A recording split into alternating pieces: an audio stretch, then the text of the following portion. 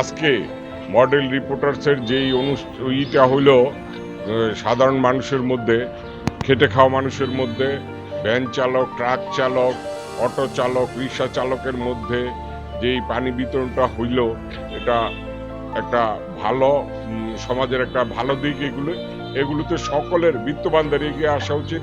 কারণ আমাদের দেশে যে প্রচণ্ড গরমটা পড়ছে, এই গরমটা মনে হয় 70-75 বছরে এরকম গরম আর হয় নাই। এটাকে আমাদের ওভারকাম করতে হলে সকলের সহযোগিতা লাগবে, এবং আল্লাহর কাছে আমরা সকলেই মনে হয় ওই আস্তাগফিরুল্লাহ দোয়া পড়া ক্ষমা চাইতে পারি। আল্লাহ বৃষ্টি দেন, আল্লাহ বৃষ্টি দেন। কারণ আল্লাহর কাছে দোয়া চাওয়া ছাড়া আমাদের আর কোনো রাস্তা নেই। এবং দরিদ্র মানুষের জন্য মডেল প্রেস রিপোর্টার্স যেভাবে এগিয়ে আসছে, সকলে এগিয়ে আসুক, এটা আমরা চাই। আরো সংগঠন আছে, গতকালকেও দিয়েছি, আরো সংগঠন আছে এগিয়ে আসতেছে। আমরা যুবলীগ থেকেও দিব, সবাই সব দিক থেকে দেখ, এটা আমরা চাই। এবং সাধারণ মানুষের একটু স্বস্তি হোক, একটু স্বস্তির জন্য এটাই করতে হবে আমাদের। আর কোনো ওয়ে নাই, উপায় নেই আমাদের মনে হয়। আমরা সবাই এগিয়ে আসবো, এই আশা ব্যক্ত করছি। আল্লাহ হাফেজ। জয় বাংলা, জয় বাংলা।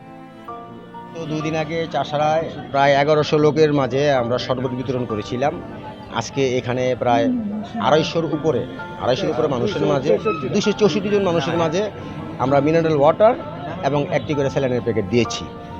তো এখানে আজকের আয়োজনের মধ্যে আমাকে যে আমার সিনিয়র যে যুগ্ম আহ্বায়ক আছেন, আমাদের তরুণ ভাই, আমাদের 2 জন সদস্য আছেন, এম শহীদুল্লাহ রাসেল এবং কাইয়ুম আলী, ওনারা আমাকে সার্বিকভাবে সহযোগিতা করেছেন।